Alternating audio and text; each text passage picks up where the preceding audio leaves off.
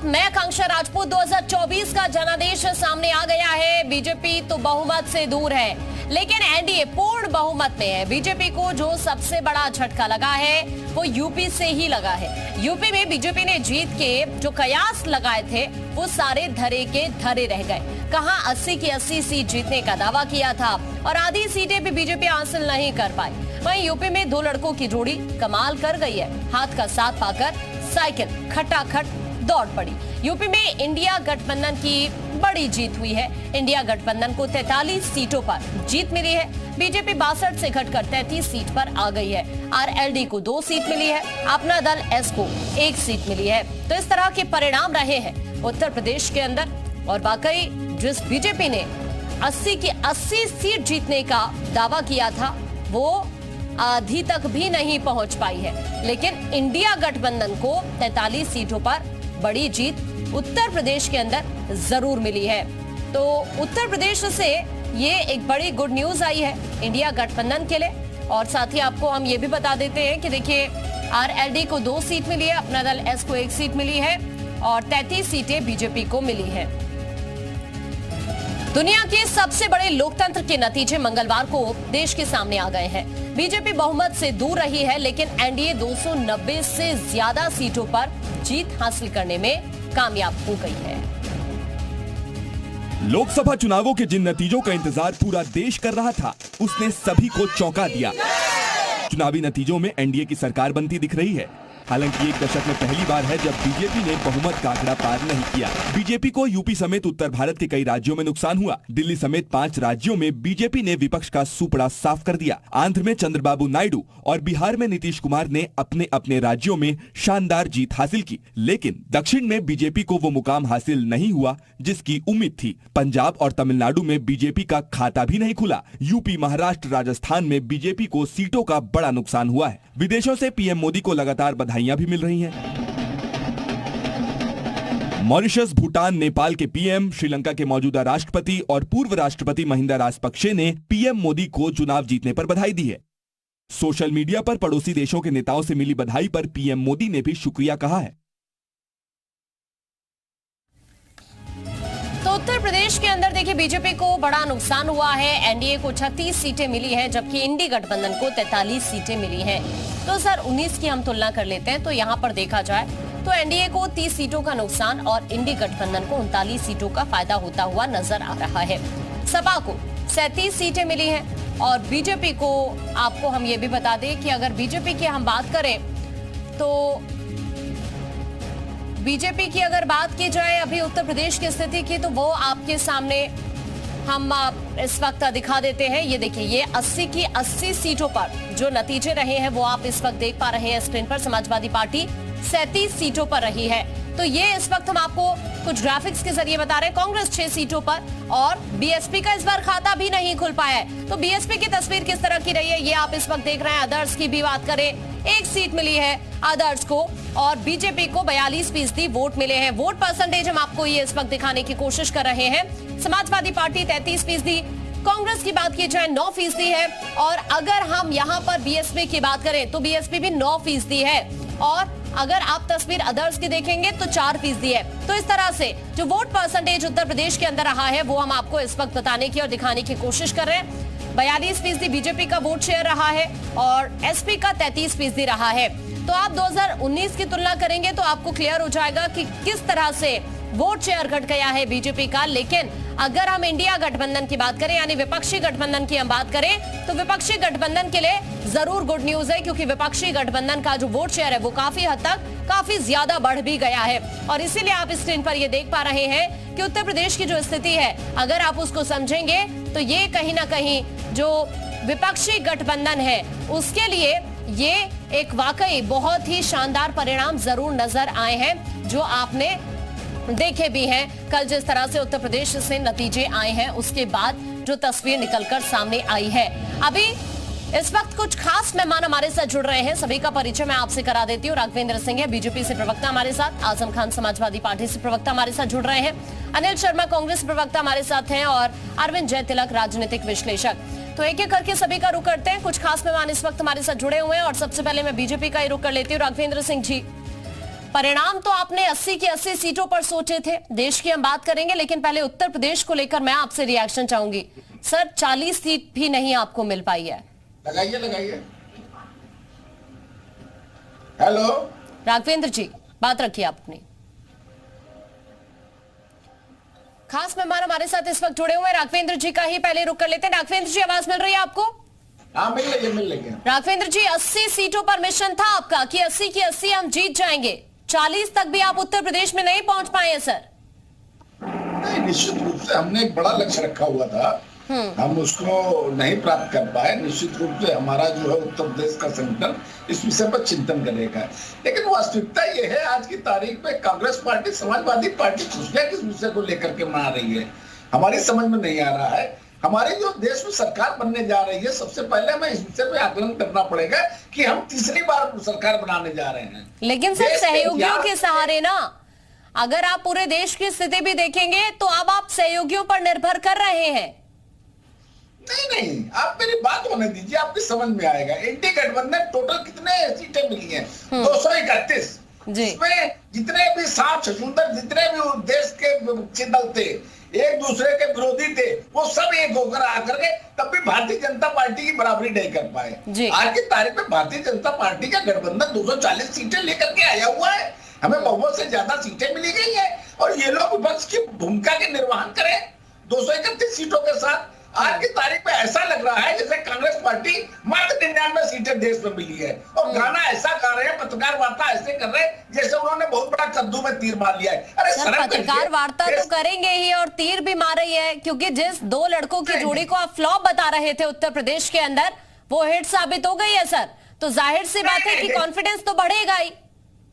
नहीं, हिट नहीं साबित हुए हैं। आकलन करने की आप देखिए स्थिति क्या है। हाँ। आज की तारीख में भारतीय जनता पार्टी तीसरी बार देश में सरकार बना रही है। आजादी के बाद जवाहरलाल नेहरू बने थे, उस समय विपक्ष की कोई पार्टी ही नहीं थी, तब जवाहरलाल नेहरू जी तीसरी बार बन गए थे। आज की तारीख में देश में तमाम पार्टियां हैं, तो तीसरी बार जब भारतीय जनता पार्टी का गठबंधन सरकार बनाने जा रहा है तो निश्चित रूप से ये उपलब्धि है। आज मैं ये कहना चाहता हूँ, उत्तर प्रदेश के मुख्यमंत्री माननीय योगी आदित्यनाथ और देश के प्रधानमंत्री नरेंद्र मोदी अभी भी विश्व में सबसे ज्यादा लोकप्रिय नेता के रूप में उभरे हुए और आगे आने वाले समय में भारतीय जनता पार्टी। मैं आपके पास वापस लौट रही हूँ। आजम खान जी, समाजवादी पार्टी से प्रवक्ता हमारे साथ जुड़े हुए हैं, उनका हम रुख करेंगे, लेकिन अनिल शर्मा कांग्रेस से प्रवक्ता हमारे साथ हैं, उनका मैं पहले रुख कर लेती हूँ। अनिल जी, बधाई हो आपको। वैसे तो बधाई इसलिए मैं आपको देना चाहूंगी क्योंकि पहले के अकॉर्डिंग आपने बहुत सुधार किया है स्थिति में, उत्तर प्रदेश की खासतौर पर अगर मैं बात करूं। लेकिन सर, जो गोल अचीव आप करना चाहते थे वो नहीं कर पाए। जी, बहुत बहुत धन्यवाद। देखिए, सबसे पहली बात तो यह है कि गोल अचीव करने के लिए हम लोग प्रयासरत थे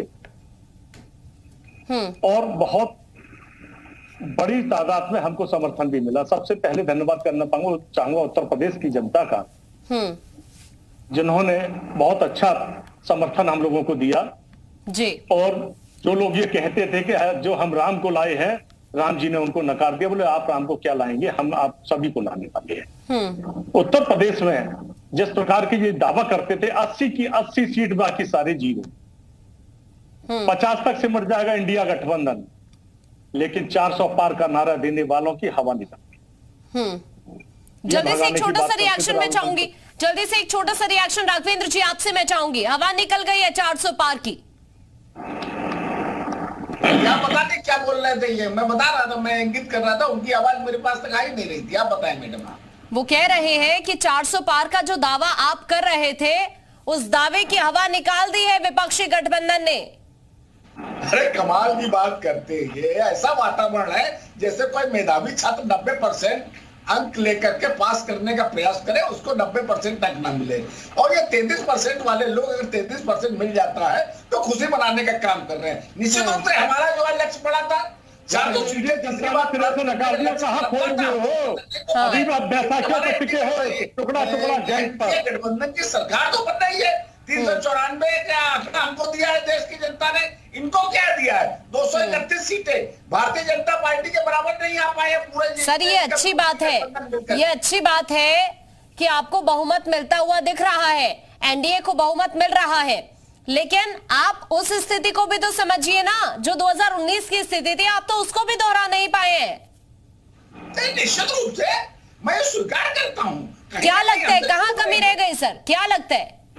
डबल इंजन की सरकार उत्तर प्रदेश में को लेकर के स्वीकार कीजिए। संसद में हर तरीके से सामूहिक निर्णय लेते हैं, टिकट वितरण में सामूहिक निर्णय लिया, चुनाव में सामूहिक निर्णय लिया। वो आज की तारीख में हमको जो लक्ष्य की प्राप्ति नहीं हुई है उसको लेकर के सामूहिक निर्णय लिया जाएगा, जो कमियां रह गई उसको आगे आने वाले समय। ठीक है, मैं आपके पास लौट रही हूँ। अरविंद जी, आप किस तरह से देख रहे हैं नतीजों को? क्या उत्तर प्रदेश से जो नतीजे सामने आए हैं वो एक्सपेक्टेड थे सर? किस तरह के परिणाम यूपी को लेकर हो सकते हैं, जहां से बीजेपी सबसे ज्यादा आश्वस्त थी? न सिर्फ उत्तर प्रदेश, हरियाणा की स्थिति हमने देखी कि वहां पर कितना ज्यादा नुकसान बीजेपी को हुआ है, राजस्थान में स्थिति ठीक नहीं है, पंजाब की स्थिति भी हमने देख ली। नहीं, बिल्कुल आपने सही कहा। देखिए, भारतीय जनता पार्टी को सपने में भी यह आशंका नहीं रही होगी कि उत्तर प्रदेश जैसा राज्य, जो कि अब उसकी एक प्रयोगशाला के तौर पे उभर करके सामने आया है, उसे इंडिया गठबंधन से इतनी बड़ी चुनौती मिलेगी। ये सामान्य चीज नहीं है कि 2019 के मुकाबले जो है भारतीय जनता पार्टी को 49% अपनी सीटें गंवानी पड़ी है। और वह सीटें देखिए, वो अयोध्या में भी गंवानी पड़ी है, जो जहां पे अभी जो है 22 जनवरी को भगवान श्री राम की प्राण प्रतिष्ठा के जरिए भारतीय जनता पार्टी ने जो है पूरे हिंदुस्तान को हिंदुत्व के रंग से सराबोर करने की कोशिश की। और यही नहीं, आप देखिए इलाहाबाद जो एक सांस्कृतिक नगरी है, जहां कुंभ का मेला लगता है, करोड़ों लोग आते हैं, वहां पर भी भारतीय जनता पार्टी को जो है करारी शिकस्त मिली है। देखिए, ये पूरी तरह से इसको 2-3 संदर्भों में आप इसका विश्लेषण कर सकती हैं। पूरी तरह से यह जो है जातीय गोलबंदी, जो जिस तरह से अखिलेश यादव और राहुल गांधी ने जो संविधान का मसला उठाया, आरक्षण का मसला उठाया, उसके पहले जातीय जनगणना का मसला उठाया, जिस तरह से ये दर्शाने की कोशिश की कि भारतीय जनता पार्टी किस तरह से जो दलित हैं, पिछड़े हैं, अल्पसंख्यक हैं, उनके जो संवैधानिक अधिकार हैं उसको खत्म करने का कोशिश की। कहीं ना कहीं जो है उन लोगों के बीच में, उस समाज के बीच जो है यह पर्कुलेट किया है। तो स्वाभाविक रूप से उसका जो खामियाजा है जो भारतीय जनता पार्टी। लेकिन सर, अयोध्या को लेकर तो बिल्कुल भी एक्सपेक्ट नहीं किया था, क्योंकि भगवान श्री राम का मंदिर बना और इस मुद्दे को तो बीजेपी ने न सिर्फ उत्तर प्रदेश में कहीं ना कहीं उसका लाभ लेने की कोशिश की, देश के अंदर भी उसका लाभ लेने की कोशिश की। लेकिन आप देश को छोड़िए, उत्तर प्रदेश को, अयोध्या में ही नहीं जीत पाई है बीजेपी। तो देखिए, उत्तर प्रदेश को जातियों का खौलता हुआ कुंड कहा जाता है। यहाँ पे जो है जाति का जो आकर्षण जो होता है, जो इस कदर होता है कि वहां पे जो है जो पार्टी की विचारधारा होती है, नीतिगत कार्यक्रम होते हैं, उससे भी लोग दूर चले जाते हैं। तो आप जो अयोध्या का यानी फैजाबाद का अगर आप समीकरण देखेंगे तो यहाँ पे जनता पार्टी से लेकर के जनता दल लेकर के समाजवादी पार्टी जो है, इसका एक बहुत लंबा इतिहास रहा है।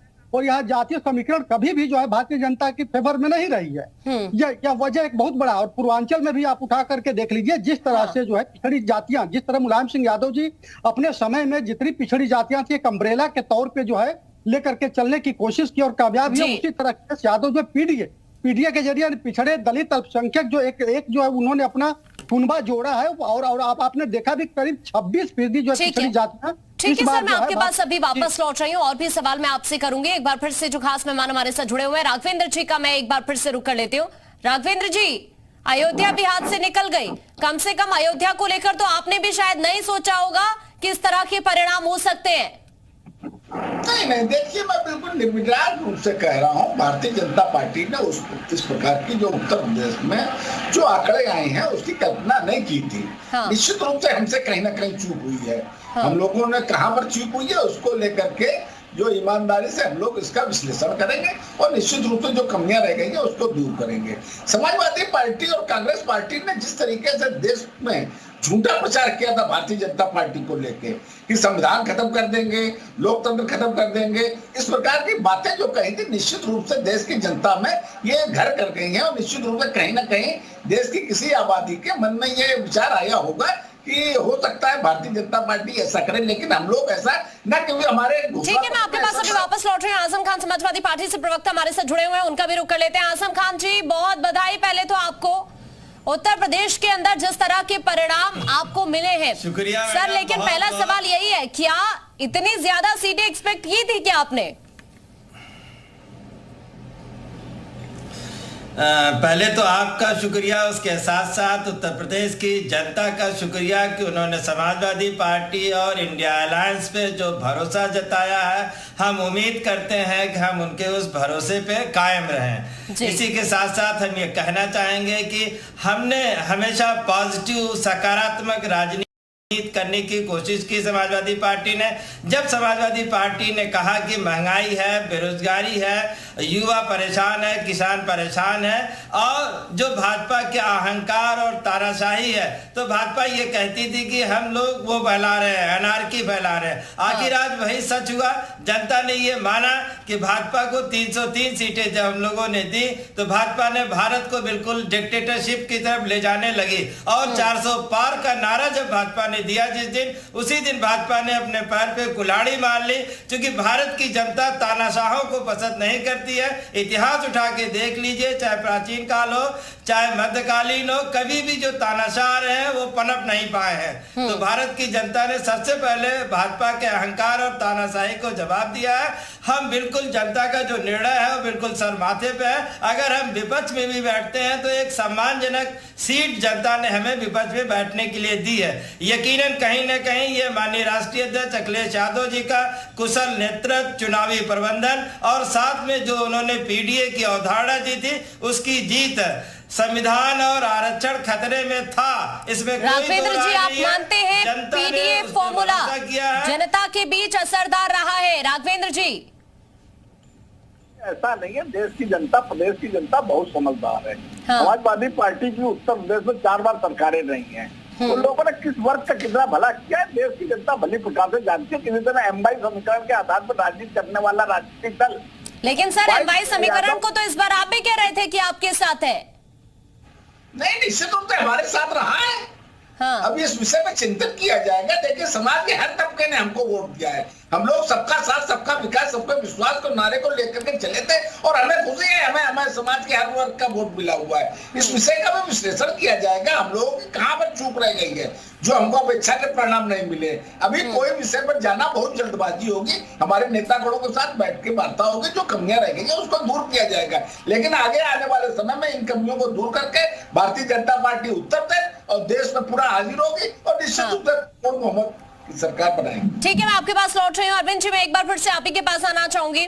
सर, चूंकि हमने बहुत सारी रैलियां देखी, बीजेपी के तमाम बड़े नेता ग्राउंड पर भी हमने देखे, लेकिन सर तस्वीर तो सबसे ज्यादा शॉकिंग वहां थी कि कई केंद्रीय मंत्री भी हार गए हैं अपनी सीट पर। पूर्वांचल की स्थिति को आप देखेंगे, वहां पर बहुत ज्यादा निराशाजनक पूर्वांचल की स्थिति रही है। सर, क्या लग रहा है, क्या जो बेरोजगारी का मुद्दा बार बार उठ रहा था, अगर मैं इधर पश्चिमी यूपी की बात करूं, वहां पर ठाकुरों की नाराजगी बहुत ज्यादा थी, आवारा पशुओं का बहुत ज्यादा दिक्कत थी, किसानों को बहुत ज्यादा परेशानी थी, आरएलडी का साथ भी मिला, लेकिन पश्चिमी यूपी में बीजेपी कमाल नहीं कर पाई। सर, और क्या वजह आपको नजर आ रही है जिससे बीजेपी की इस तरह की स्थिति हुई है यूपी में? अरविंद जी, देखिए, यह सच्चाई है कि भारतीय जनता पार्टी स्वीकार करे या न करे, उसे करारी शिकस्त मिली है। 7 केंद्रीय मंत्रियों का हार जाना सामान्य बात नहीं है।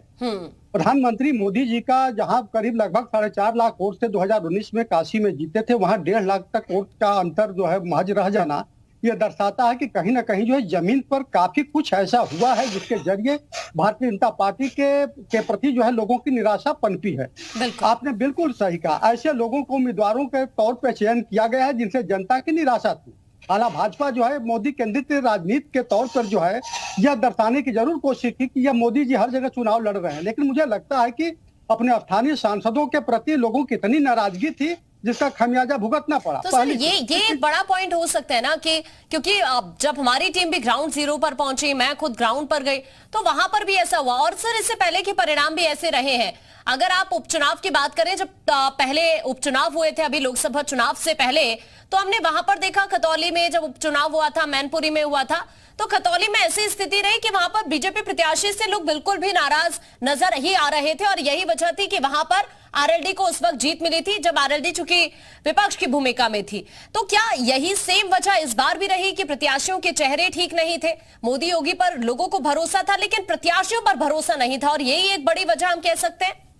नहीं, इसके अलावा भी जैसा आपने अभी कहा कि बेरोजगारी का मसला जो है, देखिए हर घर में कहीं ना कहीं जो एक दो लड़के हैं जो पढ़ रहे हैं, लिख रहे हैं, उन्हें रोजगार का एक संकट बना हुआ है। जी। यह किसी से छिपा नहीं है कि सेंट्रल गवर्नमेंट के हजारों लाखों पद खाली हैं, यूपी गवर्नमेंट के भी हैं। हालांकि योगी जी के मंशा पर कोई सवाल नहीं खड़ा कर सकता है, क्योंकि उनकी नियत साफ है। बावजूद जिस तरह से ब्यूरोक्रेसी आज भी लोग उत्तर प्रदेश की कानून व्यवस्था का जिक्र करते हैं, तारीफ करते हैं, और सीएम योगी ने कई सारे इस तरह की योजना उत्तर प्रदेश में चलाई है, या बुलडोजर मॉडल, ये आप देख लीजिए कि अलग अलग राज्य भी उसको फॉलो कर रहे हैं। मैं आपके पास वापस लौट रही हूँ, लास्ट रिएक्शन आजम जी का हम ले लेते हैं। आजम जी, अब अगली स्ट्रेटेजी क्या है आपकी, क्योंकि ये तो वाकई अनएक्सपेक्टेड नतीजे सामने आए हैं। हम ये कह सकते हैं कि अब धीरे धीरे जो समाजवादी पार्टी से यूपी की जनता का मोह भंग हो रहा था, जैसे बीजेपी कहती थी, अब बिल्कुल उसके उलट स्थिति नजर आ रही है। बिल्कुल, आज शाम में समाजवादी पार्टी और इंडिया अलायंस की बैठक है। उस बैठक में ही तय होगा कि हमारे नेता ने कल भी कहा और आज भी कहा कि वो बैठक ही तय करेगी कि हमें मजबूत विपक्ष की भूमिका में रहना है या कोई प्रयास करना है। इसलिए आज अभी इस टाइम कह पाना हमारे लिए मुश्किल है कि हमारी भूमिका एग्जैक्टली क्या है, लेकिन फिलहाल हम एक मजबूत विपक्ष की भूमिका में हैं। मैं आपसे ये कहना चाहता हूँ, देखिए, जो भारत का संविधान है वो दलितों और पिछड़ों की आत्मा है। उस आत्मा पे भाजपा ने प्रहार किया है। भारत का नागरिक एक अच्छा और स्वस्थ लोकतंत्र चाहता है। वो बिल्कुल नहीं चाहता है कि लोकतंत्र तानाशाही में बदल जाए या अमेरिकी जो राष्ट्रपति की व्यवस्था है उसमें बदल जाए, और भाजपा कहीं न कहीं उसको उधर ले जाने की कोशिश कर रही थी। इसीलिए भारत की जागरूक जनता ने उस पे स्टॉप लगाया। ठीक है, जल्दी से एक छोटा सा रिएक्शन में ले लो। कांग्रेस के प्रवक्ता हमारे साथ जुड़े हुए हैं। सर, लास्ट रिएक्शन मैं आपसे चाहूंगी।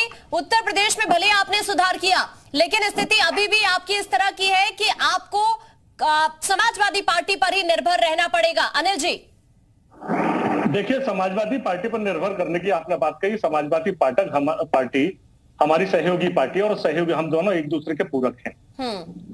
कोई किसी पर निर्भर नहीं है। हम दोनों एक दूसरे के साथ हाथ से हाथ मिलाकर खड़े हुए, कांधे से कांधा मिलाकर खड़े हुए हैं। और रही बात भारतीय जनता पार्टी की, तो देख लीजिए, 5-5.5 लाख से वोट जीतने वाले मोदी जी 1.5 लाख वोटों तक सिमटकर जीत पर रह गए। सर, समय का अभाव है, माफी चाहूंगी। अभी के लिए आप सभी से जो हमारे साथ खास मेहमान जुड़े हुए थे, उन सभी का बहुत शुक्रिया ये बातचीत करने के लिए। तो देखिए, उत्तर प्रदेश की स्थिति को लेकर इस वक्त अगर बीजेपी की बात करें, कांग्रेस की बात करें, समाजवादी पार्टी की बात करें, तो सभी के मन में